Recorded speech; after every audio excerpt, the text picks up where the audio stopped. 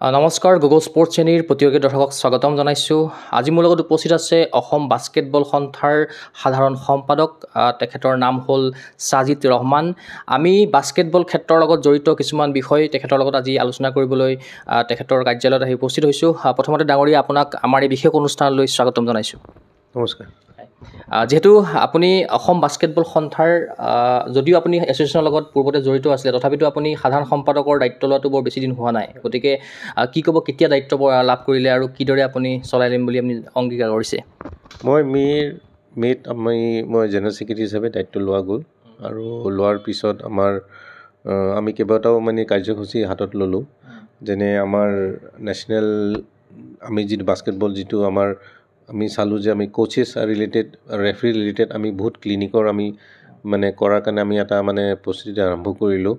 আৰু ৰিচেণ্টলি আমি গোলাঘাট আৰু গুৱাহাটীত আমি কোচেছ আৰু ক্লিনিক আৰম্ভ কৰিলোঁ।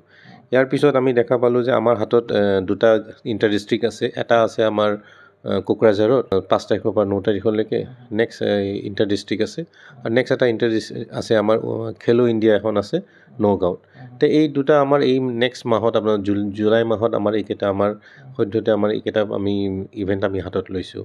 তাৰ উপৰিও আমাৰ এটা টেলেণ্ট হাণ্ট এটা আমাৰ নেশ্যনেল বাস্কেটবল ফেডাৰেশ্যন অফ ইণ্ডিয়াৰ পৰা আমাক এটা টেলেণ্ট হাণ্ট আহিছিলে অসমলৈকে, য'ত অসম আৰু নৰ্থ ইষ্টৰ ল'ৰা ছোৱালীবোৰক ইয়াতে এটা তেওঁলোকক ইণ্ডিয়া কোচ আহি তেওঁলোকক আণ্ডাৰ 12, আণ্ডাৰ 11 আৰু আণ্ডাৰ 11ৰ ল'ৰা ছোৱালীখিনিক চিলেক্ট কৰি তেওঁলোকৰ পাৰফৰ্মেঞ্চ হিচাপে তেওঁলোকৰ অসমৰ পৰা 5-6জনী ল'ৰা ছোৱালী লৈ তেওঁলোকে ফেডাৰেশ্যনৰ আণ্ডাৰত থকা নেশ্যনেল একাডেমীত তালৈকে তেওঁলোকে লৈ যোৱাৰ কাৰণে এটা চেষ্টা আৰম্ভ কৰিছে। এতিয়া আমাৰ ৰিজাল্টটো আহি পোৱা নাই। টেলেণ্ট হাণ্টটো অলৰেডি হৈ গৈছে আমাৰ হোজাইত। তো এইখিনি আমাৰ এই 1 মাহৰ আমাৰ প্ৰগ্ৰাম, য'ত আমাৰ দুখনকৈ আমাৰ হাতত ইণ্টাৰ ডিষ্ট্ৰিক্ট আছে, আৰু উমেন্স আমাৰ উমেন্স খেলো ইণ্ডিয়া উমেন্স টুৰ্ণামেণ্টখন আছে। সেইটোৱে। মই যিহেতু জানিব বিচাৰিছোঁ, আপুনি সাধাৰণ সম্পাদক হোৱাৰ আগতো আপুনি অসম বাস্কেটবলৰ লগত জড়িত হৈ আছিল। আপুনি কিদৰে জড়িত হৈ আছিলে পূৰ্বতে? মই নিজে এটা প্লেয়াৰ আছোঁ। মই নেশ্যনেল ৰিপ্ৰেজেণ্ট কৰিছোঁ, এবাৰ কৰিছিলোঁ। আমি স্কুলত থাকোঁতে স্কুল টীম আমি ৰিপ্ৰেজেণ্ট কৰিছিলোঁ। কলেজতো মই ৰিপ্ৰেজেণ্ট কৰিছিলোঁ। ঠিক তেনেকৈ গুৱাহাটীত আমি 1984-85 মানৰ পৰাই আমি বাস্কেটবল খেলিছিলোঁ। তাৰপিছত আমাৰ তাৰে মাজত মই এবাৰ নেশ্যনেল খেলিলোঁ। তাৰপাছত আমাৰ ইয়াত তেতিয়া আমাৰ ইণ্টাৰ স্কুল বহুত হৈছিলে। ইণ্টাৰ স্কুলৰ মই কেপ্টেইন আছিলোঁ। ডন বস্কো স্কুলত পঢ়িছিলোঁ। ডন বস্কো স্কুলৰ মই কেপ্টেইন আছিলোঁ। তাৰপাছত স্কুল হোৱাৰ পিছত কলেজত মই কলেজ টীম ৰিপ্ৰেজেণ্ট কৰিছিলোঁ, ইউনিভাৰ্চিটি টীম ৰিপ্ৰেজেণ্ট কৰিছিলোঁ। তেনেকৈ। আৰু আপোনাৰ সতীৰ্থ কাৰ নাম ল'ব বিচাৰিব আজিৰ তাৰিখত? একেলগে খেলা কোনোবা প্লেয়াৰ নাম ল'ব বিচাৰিব নেকি? একেলগে আমি খেলাৰ ভিতৰত আমি একে বেটছত আছিলোঁ। ভৱজ্যোতি ভট্টাচাৰ্যী, দীপু, যি এতিয়া আমাৰ অসমৰ NIS কোচ হয়। আৰু তাৰপাছত আমাৰ ছিনিয়ৰ আছিল সুব্ৰত দে বুলি আছিল। তেনেকৈ আছিল বহুত প্লেয়াৰ আমাৰ লগত। আৰু আপুনি সম্পাদক হোৱাৰ আগতে আগৰ কাৰ্যকালত সম্পাদকৰ দায়িত্ব পালন কৰিছিলে অনুসূয়া বৰুৱা। গতিকে অনুসূয়া বৰুৱাৰ নেতৃত্ব আপুনি কি দেখা পালে? তেওঁ কৰিছিলে, তেওঁ ঠিক ভালকৈয়ে কৰিছিলে। তেওঁ আণ্ডাৰতো কেইবাটাও টুৰ্ণামেণ্ট আৰম্ভ কৰিছিল। তেওঁ ইয়াতে ইণ্টাৰ ডিষ্ট্ৰিক্ট কৰিলে। তাৰপাছত তেওঁ কেইবাটাও কেম্প আৰম্ভ কৰিলে। অসমৰ পৰা টীম পঠাইছে। তেওঁ গোটেইখিনি কৰিছে তেওঁ। আৰু অসমবাসীৰ বাবে কেইবাটাও ভাল খবৰ আহিছে, যিহেতু আপোনালোকে ফেব্ৰুৱাৰী মাহত 3 পৰা 9 ফেব্ৰুৱাৰীত আপোনালোকে ৰাষ্ট্ৰীয় বাস্কেটবল টুৰ্ণামেণ্ট আয়োজন কৰিবৰ কাৰণে গৈ আছে, যিটো আপোনাৰ সৰ্বভাৰতীয় বাস্কেটবল ফেডাৰেশ্যনে আয়োজন কৰিব, লগতে আপোনালোকে সহযোগ কৰিব। গতিকে কিদৰে তাৰ কাৰণে প্ৰস্তুতি আৰম্ভ কৰিছে আপোনালোকে? এতিয়াতো ইভেণ্টটো আমাৰ ডিক্লেয়াৰ হৈছে যে আমি ফেব্ৰুৱাৰী মাহত 2025 ফেব্ৰুৱাৰীত আমাৰ আণ্ডাৰ 23 মেন্স উমেন আমাৰ এই নেশ্যনেল গেম আমি এটা অৰ্গেনাইজ কৰিম। এতিয়া আমাৰ নেক্সট 1 মাহৰ ভিতৰত আমাৰ এটা অৰ্গেনাইজিং কমিটি হ'ব। তাৰপিছত আমাৰ তাৰে ষ্ট্ৰেটেজিটো আমি কৰিম, তেতিয়া কেনেকৈ কৰা যাব। যিহেতু এই সন্থাটোৰ মুখ্য পৃষ্ঠপোষক হিচাপে ৰিণিকী ভূঞা বাইদেউ আছে, লগতে সভাপতি হিচাপে আছে পল্লৱ লোচন দাস ডাঙৰীয়া। গতিকে তেখেতসকলৰ নেতৃত্ব আপুনি কেনেকুৱা পাইছে? তেখেতেতো খুব ইণ্টাৰেষ্টেড। তেওঁলোকৰ ইনিচিয়েটিভতে আমাৰ বাস্কেটবলটো বহুত ৰিভাইভ হৈছে। তেওঁলোকৰ ফেডাৰেশ্যনৰ লগত তেওঁলোকে কোঅৰ্ডিনেশ্যনটো কৰিছে। যোৱা 2-3 বছৰৰ পৰা তেওঁলোকে লাগি ফেডাৰেশ্যনৰ লগত কোঅৰ্ডিনেশ্যন কৰি আমাৰ বাস্কেটবলটো তেওঁলোকে নতুন এটা পৰ্যায়লৈ আহিছে। আৰু যিহেতু আপোনালোকে ৰাষ্ট্ৰীয় টুৰ্ণামেণ্টখন পাতিবৰ কাৰণে গৈ আছে ইয়াত ভেন্যুটো এতিয়ালৈকে ঠিৰাং কৰিছে নেকি ক'ত হ'ব ভেন্যুটো আমাৰ গুৱাহাটীতে হ'ব কাৰণ আমি গুৱাহাটীতে কৰিছোঁ আমাৰ সৰু সজাই ষ্টেডিয়াম আছে তাৰ লগতে আমাৰ ৰয়েলৰ কোৰ্ট আছে তাৰপিছত আমাৰ DPS আছে তে আমি সেইবোৰৰ লগত যোগাযোগ কৰিম সেইটো কাৰণে মই ক'লোঁ আপোনাক যে আমাৰ যিটো অৰ্গেনাইজিং কমিটি হ'ব ৰিচেণ্টলি আমি কৰি আছোঁ অৰ্গেনাইজিং কমিটি তেতিয়া আমাৰ সেই টেকনিকেল যি কমিটি হ'ব তেওঁলোকে গোটেই ডিচাইড কৰি ক'ত হ'ব কেনেকৈ হ'ব সেইখিনি কৰিব আৰু অসম টীমটো শক্তিশালী কৰি তুলিবৰ কাৰণে কেনেকুৱা ধৰণৰ পদক্ষেপ গ্ৰহণ কৰিব যিহেতু ঘৰতে এখন টুৰ্ণামেণ্ট হ'ব আৰু ঘৰুৱা লোকৰ সমৰ্থনত ঘৰৰ মাটিতে যদি ধৰি লওক অসমৰ খেলুৱৈসকলে ভাল প্ৰদৰ্শন কৰে নিশ্চয়কৈ পদকো আহিব আৰু অসমৰ নাম হ'ব অসম টীমটো আমি ভাবিছোঁ কি আমাৰ যিটো টেকনিকেল আমাৰ চেয়াৰমেন আছে ভৱজ্যোতি ভট্টাচাৰ্য তেওঁ এটা কনচেপ্ট এটা আনিছে যে আমি অসম টীমটো 5 বা 6 মাহৰ আগতে আমি চিলেকশ্যন কৰি ল'ম চিলেকশ্যন কৰি তেওঁলোকক এটা জেগাত ক'ৰবাত ৰাখি তেওঁলোকক ট্ৰেইনিং কৰি তেওঁলোকক এটা দৰকাৰ পৰিলে আমি বাহিৰৰ পৰা কোচ আনি তেওঁলোকক ট্ৰেইনিং কৰাৰ কাৰণে ব্যৱস্থা কৰিছোঁ এইখন আণ্ডাৰ 23 টুৰ্ণামেণ্ট হ'ব আণ্ডাৰ 23 আৰু 25 বছৰ পাছত হৈ আছে এখন টুৰ্ণামেণ্ট 25 বছৰ পাছত নহয় 25 বছৰ আগতে নেশ্যনেল ইভেণ্ট এটা অৰ্গেনাইজ কৰিছিল 25 বছৰ আগত 25 বছৰলৈকে আমাৰ ফেডাৰেশ্যনে আমাৰ অসমক কোনো নেশ্যনেল গেমছ দিয়া নাছিল এবাৰ 25 বছৰৰ পিছত আমি এখন নেশ্যনেল গেমছ পাইছোঁ আমি এইটো অৰ্গেনাইজ কৰিব গৈ আছোঁ আৰু অসম বাস্কেটবলে অতিক্ৰম কৰিবলৈ গৈ আছে 50টা বছৰ গতিকে সেই 50টা বছৰ যিহেতু গৌৰৱ কৰিবলৈ গৈ আছে গতিকে এই শুভক্ষণত আপুনি কিদৰে সুঁৱৰিব অসম বাস্কেটবলক সেয়ে মই আপোনাক ক'লোঁ 50 ইয়াৰ্ছৰ যিটো চেলিব্ৰেশ্যন আমি কৰিব গৈছোঁ সেই 50 ইয়াৰ্ছতে আমি এই গোটেই মাহটোত আমি গোটেই মানে নেশ্যনেল গেমছলৈকে কেইবাটাও আমি ইভেণ্ট লৈছোঁ যেনে আমি ক'লোঁ আপোনাক ইণ্টাৰ ডিষ্ট্ৰিক্ট আমি আণ্ডাৰ 17 আণ্ডাৰ 19 টুৰ্ণামেণ্ট এটা অৰ্গেনাইজ কৰি আছোঁ তাৰপাছত খেলো ইণ্ডিয়া কৰি আছোঁ কোচেছ ক্লিনিক কৰি আছোঁ ৰেফাৰী ক্লিনিক কৰি আছোঁ কাৰণ আমাৰ কি হয় কি খেলা এখন আমি পাতোঁ কিন্তু তাতে মেইন খেলাখন ইমান আমি কষ্টকৈ পাতোঁ তাতে গোটেই খেলাখন ডিপেণ্ড কৰি যায় ৰেফাৰীৰ ওপৰত ৰেফাৰীবোৰৰ কিছুমান নতুন টেকনিক আহিছে য'ত তেওঁলোকে নতুন ৰুলছ আহিছে তেওঁলোকে যদি ভালকৈ সেই খেলাখন যদি তেওঁলোকৰ যদি ইয়াত নাথাকে তেতিয়াহ'লে হয়তো খেলাখনৰ অলপ প্ৰব্লেম এটা হ'ব পাৰে সেইকাৰণে তেওঁলোকৰ কাৰণেও আমি ট্ৰেইন আপ কৰিছোঁ যাতে তেওঁলোকেও যাতে চিটুৱেশ্যন হেণ্ডেল কৰিব পাৰে প্ৰেছাৰত নাথাকে যে আণ্ডাৰ প্ৰেছাৰ নাথাকিব নোৱাৰে তেওঁলোকক ট্ৰেইনিং আৰু তাৰ কাৰণে আমি ৰেফাৰী আৰু কোচৰ কাৰণে আমি যিবোৰ আমি লাষ্ট আমি এখন ক্লিনিক কৰিলোঁ হোজাইত য'ত ইণ্ডিয়াৰ কোচ তেওঁ আহিছিলে ইণ্ডিয়াৰ কোচ মিষ্টাৰ ভাস্কৰ আৰু লেডি এগৰাকী আহিছিলে মিছ আৰ্নিকা তেওঁলোকৰ আণ্ডাৰত তেওঁলোকক ট্ৰেইনিং দিয়া গৈছে কাৰণ কিয় প্লেয়াৰ্ছবোৰকতো কোচে আপোনাক কৰাব কিন্তু গেমখনটো চলাব লাগিব গেমখন চলোৱাটো এটা ইম্পৰ্টেণ্ট কথা গেমখন যাতে চলাই লৈ সুন্দৰভাৱে এখন চলাই যায় সুন্দৰ ডিচিশ্যন যাতে হয় কোনো ডিচিশ্যন যাতে ভুল নহয় যাতে অডিয়েঞ্চো ভাল পায় প্লেয়াৰ্ছো ভাল পায় আৰু ইয়াত যিসকল পাৰ্টিচিপেণ্ট আহিব বেলেগ ষ্টেটৰ পৰা আহে বা বেলেগ ডিষ্ট্ৰিক্টৰ পৰা আহে তেওঁলোকে যাতে এটা মনত যাতে কিবা এটা ভাৱ লৈ নাযায় যে আমাৰ আজি ডিচিশ্যনটো ভুল হ'ল সেইবাবে তেওঁলোকৰ কাৰণে বহুত কোচেছ ৰেফাৰী ক্লিনিক কৰা গৈ আছে এটা বিভিন্ন ইভেণ্টত এটা অভিযোগ সততে মানে উত্থাপন হয় যে বয়স ফাঁকিৰ যিটো অভিযোগ গতিকে আপোনালোকে বয়স ফাঁকি ৰুধিবৰ কাৰণে কেনেকুৱা ধৰণৰ পদক্ষেপ গ্ৰহণ কৰিব আগন্তুক সময়ত না আমাৰ অলৰেডি আমাৰ এটা পৰ্টেল আমাৰ এটা ৱেবছাইটত আমি এটা কৰিছোঁ য'ত আমাৰ আধাৰ লিংক আপ থাকিব এইজৰ লগত এবাৰ সেইটো বস্তুটো অনলাইন যেতিয়া আমাৰ ছিষ্টেমত সোমাই যাব তাৰপিছত তেওঁলোকৰ এই বস্তুটো কৰাটো দিগদাৰী হ'ব তেওঁলোকৰ কাৰণে বয়স ফাঁকি দিলেতো নিজৰে লষ্ট বয়স ফাঁকি দিবই নোৱাৰে কাৰণ আজিকালি আধাৰ ছিষ্টেমটো যেতিয়া হৈ গৈছে আধাৰটো চেঞ্জ কৰিব নোৱাৰে আধাৰ যোনে এবাৰ বনাই লৈছে এটা বয়সত এতিয়া সি নেক্সট গেমখন চলাবই নোৱাৰে নেক্সট কৰি আগতে অলপ প্ৰব্লেম আছিলে এতিয়া আধাৰ ছিষ্টেমত কোনো মেনিপুলেশ্যন কৰিবই নোৱাৰে তেনেকৈ আৰু অসমত বৰ্তমান সময়ত কোন জিলাত মানে সক্ৰিয়ভাৱে বাস্কেটবল চলি আছে বা ক'ত প্ৰেক্টিছ হয় অলপ যদি থ্ৰুৰে জনাই দিয়ে নগাঁও ডিষ্ট্ৰিক্টটো খুবেই ভাল নগাঁও ডিষ্ট্ৰিক্টত হয় হোজাইত হৈ আছে গোলাঘাটত হৈ আছে শিৱসাগৰ হৈ আছে সেইকেইটা আমাৰ এটা কেটেগৰী আহে যদি কয় আপুনি এইকেইটা কেটেগৰীত আহে শিৱসাগৰ নগাঁও তিনিচুকীয়া তাৰপিছত নেক্সট আমাৰ গুৱাহাটীতো আছেই তাৰপিছত আমাৰ কোকৰাঝাৰত হৈ আছে বাক্সাত হৈ আছে আপোনাৰ ওদালগুৰিত কৰি আছে তেওঁলোকে আপোনাৰ চাব গ'লে চব ডিষ্ট্ৰিক্টতে একে সমান কৰি আছে তেওঁলোকৰ অসম বাস্কেটবল সন্থাৰ অধীনত কেইটামান জিলা ক্ৰীড়া সন্থা আছে আমাৰ 23টা সকলোৱে সক্ৰিয়ভাৱে কাম কৰা নাই নেকি? কৰি আছে, চবেই কৰি আছে, চবেই নিজৰ নিজৰ ক্ষেত্ৰত কৰি আছে। বৰ্তমান সময়ত গুৱাহাটীত ক'ত ক'ত প্ৰেক্টিছ হয় বাস্কেটবলৰ? গুৱাহাটী আমাৰ নেহৰু ষ্টেডিয়ামত হয়, আমাৰ তাৰপিছত হেঙেৰাবাৰীত হয় আমাৰ। আৰু ইয়াত যিমান স্কুল আছে মষ্ট অফ দ্য স্কুলছ তেওঁলোকৰ স্কুলত নিজৰ ফিল্ড আছে, নিজৰ প্ৰেক্টিছ হয়। ৰয়েলত হয়, DPSত হয়, ডন বস্কোত হয়, আৰু প্ৰত্যেকটা স্কুলতে আছে। আৰু ডিষ্ট্ৰিক্ট হিচাপে চাব গ'লে বাস্কেটবল কোৰ্ট এখন প্ৰত্যেকটা ডিষ্ট্ৰিক্টতে আছে। নলবাৰীত আছে আপোনাৰ। সেইভাৱে যে চবে কৰি আছে, আৰু আমি চবকে অৰ্গেনাইজ কৰি আছোঁ এতিয়া। আৰু খেলুৱৈ সৃষ্টিৰ কাৰণে একাডেমীৰ নিশ্চয়কৈ প্ৰয়োজন আছে, গতিকে একাডেমী সৃষ্টিৰ কাৰণে আপোনালোকে কিবা পদক্ষেপ গ্ৰহণ কৰিব নেকি আগন্তুক সময়ত? একাডেমীৰ এটা প্লেন আছে আমাৰ হাতত। এতিয়া একদম প্ৰিমিয়াৰী ষ্টেজ আমি এইটো ক'ব বিচৰা নাই, কিন্তু এটা ইনিচিয়েল কৰোঁ যে আমাৰ হাতত প্লেন আছে। খুব ভাল একাডেমী এটা কৰিম, ৰেচিডেঞ্চিয়েল একাডেমী, য'ত ল'ৰা ছোৱালী থাকিব, তাতে খেলিব, এডুকেশ্যনটো আমি কৰাম তেওঁলোকক। কোনোবা এখন স্কুল বা কোনোবা এখন ইয়াৰ লগত টাই আপ কৰি সেইটো কৰা এটা প্লেন আছে। তো এতিয়া বহুত একদম আৰ্লি ষ্টেজ, মই আপোনাৰ লগত সেইটো লৈ পিছত কথা পাতিম।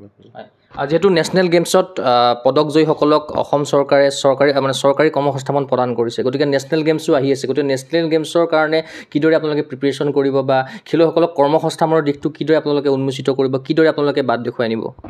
নাই, চাওক, নেশ্যনেল গেমছৰ যিটো গভৰ্ণমেণ্ট পলিচি আছে, সেইটো যদি কোনোবা নেশ্যনেল গেমছত যদি কোনোবা মেডেল আনে, বা সেইটো পলিচি মতেতো বাস্কেটবলতো পোৱা যাব। সেইটো আমি গভৰ্ণমেণ্টৰ লগততো সেইটো এটা টাই আছেই, গভৰ্ণমেণ্টে পলিচি লৈছে। তে আমি সেইটো পোৱাৰ কাৰণে সেই যে যাতে ল'ৰাটো সেই কম্পিটিশ্যনটো আপোনাৰ টু দ্য মাৰ্ক হোৱাৰ কাৰণে আমি সেই কিছুমান আমি ছামাৰ কেম্প কৰি আছোঁ বা কৰিব গৈ আছোঁ।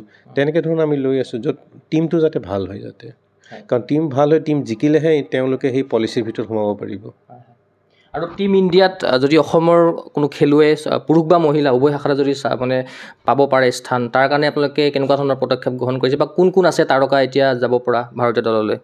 এতিয়াতো মই আমাৰ অসমৰ কথাটো এটা লেভেল অনাৰ কাৰণে অলপ সময় লাগিব। কাৰণ কিয়, বাস্কেটবলটোত আমাৰ এতিয়া আমি ডিষ্ট্ৰিক্ট লেভেলত আমি সেইবোৰ চাই আছোঁ, ভাল ভাল প্লেয়াৰ চাই আছোঁ। সেইকাৰণে আমাৰ একাডেমিটো আমি যে কৰিব গৈ আছোঁ, সেইটো কাৰণে কৰিব গৈ আছোঁ, যাতে ইণ্ডিয়া টীমতলৈকে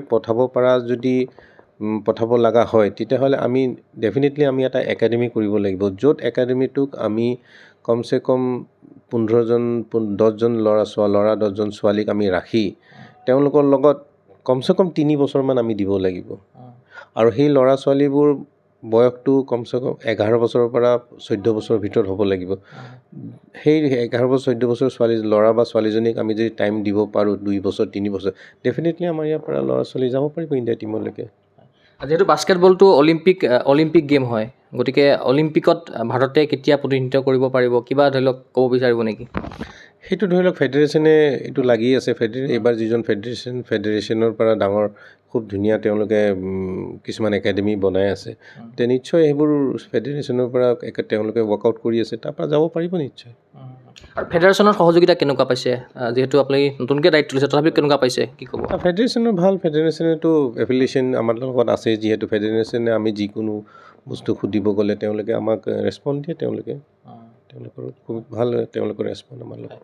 বাস্কেটবলত NIS কোচ বৰ্তমান সময়ত অসমত কিমানজনমান আছে, আৰু NIS কোচৰ ধৰি লওক যদি বেছি হয় নিশ্চয়কৈ ভাল হ'ব। গতিকে তাৰ কাৰণে আপোনালোকে নিশ্চয়কৈ কৈছে বিভিন্ন কথা, বা প্ৰশিক্ষণ ব্যৱস্থা আপোনালোকে কৰিব কোচৰ কাৰণে। গতিকে আৰু কিবা প্লেনিং আছে নেকি কোচৰ? কোচৰ যিটো আছে NIS কোচৰ ৰিলেটেড, বা আমাৰ ইয়াত বাস্কেটবলৰ কোচ অলপ হয়তো কম আছে। তো এইবোৰ বস্তু আমি অলপ বহিছোঁ, আমাৰ যিটো NIS কোচ ভৱজ্যোতি ভট্টাচাৰ্যৰ লগত, তেওঁৰ লগত বহি আমি এটা নেক্সট আমি সপ্তাহটোত বহিম। তেওঁৰ লগত এবাৰ কথাও হৈছে যে আমাৰ কিখিনি কম আছে, বা আমি ল'ৰা ছোৱালী পঠাব লাগিব NISলৈকে, যাতে তেওঁলোকে NIS কৰি আহি তেওঁলোকে যাতে ইয়াত আৰু কৰি আহি তেওঁলোকেও এটা এয়াও পাব লাগিব, এটা আপোনাৰ ধৰি লওক এটা জব এটাও পাব লাগিব। তাৰ কাৰণে গভৰ্ণমেণ্টৰ লগতো আমি অলপ কথা পাতিম কেনেকৈ কৰা যায়। অসমত কেইজনমান আছে NIS বৰ্তমান সময়ত? NIS এতিয়া ধৰি লওক মই একজেক্টলি আপোনাক ক'ব নোৱাৰিম, কিন্তু মই ভৱজ্যোতি এজন আছে, আৰু নুপুৰ বুলি ছোৱালীজনী আছে, আৰু মষ্ট প্ৰবেবলি NIS আৰু তেওঁলোকৰ দুজনেই আছে। লিখিব পৰা হয়। যদি বেছি হয় নিশ্চয়কৈ অসমৰ বাস্কেটবল ক্ষেত্ৰৰ কাৰণে ভাল হ'ব, খেলুৱৈ সৃষ্টিৰ কাৰণে সুবিধা হ'ব। আৰু আপোনাৰ দৃষ্টিৰে কি ক'ব যে অসমৰ বাস্কেটবল ক্ষেত্ৰখন কেনেকুৱা হৈছে, বা কেনেকুৱা ধৰণৰ আন্তঃগাঁথনি বৰ্তমান সময়ত দেখা পাইছে আপুনি, বা কিবা উন্নীতকৰণৰ বাবে কেনেকুৱা ধৰণৰ আৰু কৰণীয় আছে, কি ভাবে? বাস্কেটবল এতিয়া চাওক, বাস্কেটবলটো আমি এতিয়া আমি এতিয়া বাস্কেটবলটো আমাৰ অলপ পপুলাৰিটিটো আনাৰ কাৰণে আমি কিছুমান ষ্টেপ ল'ব লাগিব কাৰণ কিয় বাস্কেটবলটো আপুনি চাব স্কুলে বাস্কেটবল ফিল্ড আছে কিন্তু আমি এইটো অলপ ল'ৰা ছোৱালীখিনি এনকাৰেজ কৰিব লাগিব যে তেওঁলোকে আহি খেলে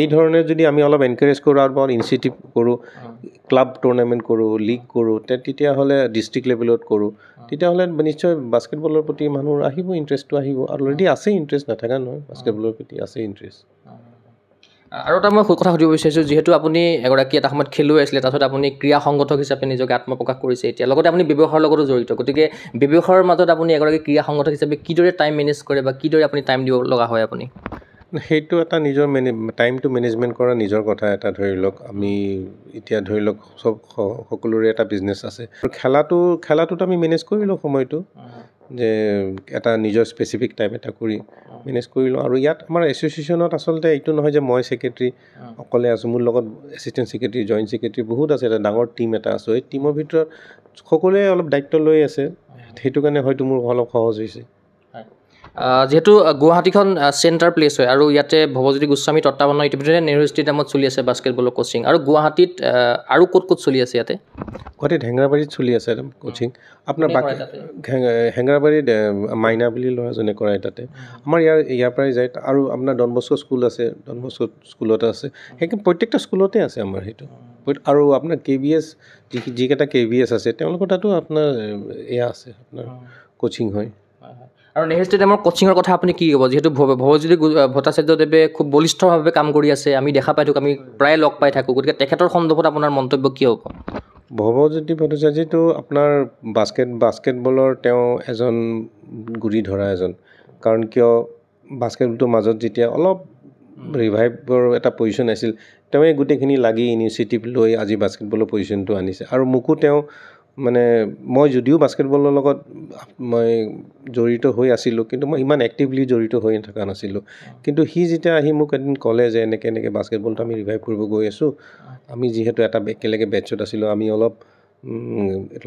সময় ওলাব লাগে সেয়ে মই নিজৰ বিজনেছ হওক বা যিটো হকৰ পৰা মই অলপ ইনিচিয়েটিভ লৈ লাহে লাহে আমি এটা পজিশ্যন আহিলোঁ যে আমি অলপ বেছিকৈ সময় দিব লগা হ'ল লৈ যিহেতু বাস্কেটবলটো আমাৰ এটা চাইল্ডহুড গেম এটা আছে সৰুৰে আমি খেলিছিলোঁ আমাৰো নিজৰ এটা আছে উইকনেছ এটা আছে আৰু তাৰতো ডেফিনেটলি বহুত আছে কাৰণ সি বাস্কেটবলটোৱে চব তাৰ কাৰণে যিসকল খেলুৱৈ বাস্কেটবল খেলিবলৈ আগবাঢ়ি আহিব বিচাৰিব তেখেতসকলৰ উদ্দেশ্যে আপুনি এগৰাকী সন্থাৰ সম্পাদক হিচাপে কি আহ্বান আৰু কি পৰামৰ্শ দিব বিচাৰিব চাওক বাস্কেটবল খেলিব মই সকলোকে কওঁ আজি বাস্কেটবলটো এটা এনেকুৱা গেম য'ত আপোনাক মেণ্টেলি ফিজিকেলি চব মানুহজনক এক্টিভ কৰি ৰাখে অকল যে বাস্কেটবলটো যে গেম হিচাপে নলয় সেইটো এটা নিজৰ এটা যদি ছাবজেক্ট হিচাপে এটা লৈ এইটো যদি খেলিব যায় ডেফিনেটলি তেওঁলোকে ইণ্টাৰ ডিষ্ট্ৰিক্ট হওক নেশ্যনেল লেভেল হওক তেওঁলোকে নিশ্চয় তেওঁলোকে এটা এচিভমেণ্ট পাব কাৰণ এইটো এটা ডেডিকেটেড গেম হয় আৰু তেওঁলোকৰ সেইটো এটা যেনেকৈ স্কুলৰ যেনেকৈ এটা ছাবজেক্ট এইটো এটা ছাবজেক্ট হিচাপে তেওঁলোকে লৈ যাতে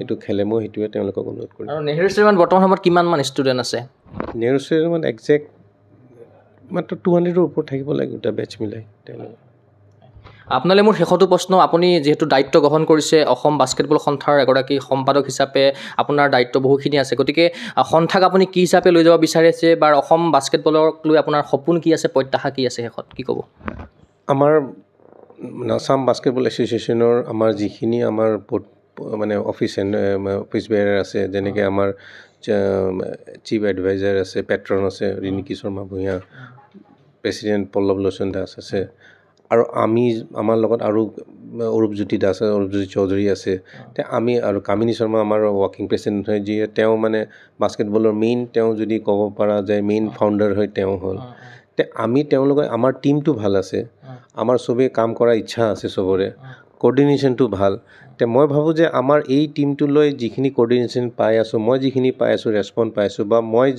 তেওঁলোকৰ এডভাইচ যিখিনি পাই আছোঁ এইখিনি লৈ আমি ডেফিনেটলি আমি বাস্কেটবলটো আমি এটা পজিশ্যনলৈকে আনিব পাৰিম উইদিন 1-2 ইয়াৰ্ছৰ ভিতৰত আৰু ইণ্ডিয়া টিমত স্থান পাব ইণ্ডিয়া টিমত ডেফিনেটলি আমাৰ এজন ষ্টুডেণ্ট হ'লেও কোনোবা এজন হ'লেও পাব আমাৰ অসমত নিশ্চয়কৈ আপোনাৰ সেই সপোন সাফল্যমণ্ডিত হওক লগতে আপুনি ইমানখিনি সময় দিয়াৰ বাবে আপোনাক মই গগৈ স্পৰ্টছৰ তৰফৰ পৰা বহুত ধন্যবাদ জ্ঞাপন কৰিছোঁ ধন্যবাদ নিশ্চয়কৈ এয়া আছিলে প্ৰাক্তন খেলুৱৈ লগতে অসম বাস্কেটবল সন্থাৰ সাধাৰণ সম্পাদক ছাজিদ ৰহমান। তেখেতে অসম বাস্কেটবলৰ লগত জড়িত বহুখিনি কথা জনালে আৰু এইখিনিতে এটা কথা মই পুনৰবাৰ উল্লেখ কৰিব বিচাৰিছোঁ, যিহেতু অহা বছৰ 3 পৰা 9 ফেব্ৰুৱাৰীলৈ অসমত অনুষ্ঠিত হ'বলৈ গৈ আছে ৰাষ্ট্ৰীয় পৰ্যায়ৰ এখন বাস্কেটবল টুৰ্ণামেণ্ট। আমি আশা কৰিম সেই টুৰ্ণামেণ্টখনো সফলতাৰে আয়োজন হওক, লগতে তেখেতৰ যিখিনি সপোন আছে, প্ৰত্যাশা আছে, এগৰাকী সম্পাদক হৈছে সেয়াও সাফল্যমণ্ডিত হওক, সেই আশাৰে মই চিন্ময় কুমাৰ বৰাই এই বিশেষ অনুষ্ঠানৰ পৰা বিদায় লৈছোঁ। চাই থাকিব গুগল স্পৰ্টছ চেনি। ধন্যবাদ।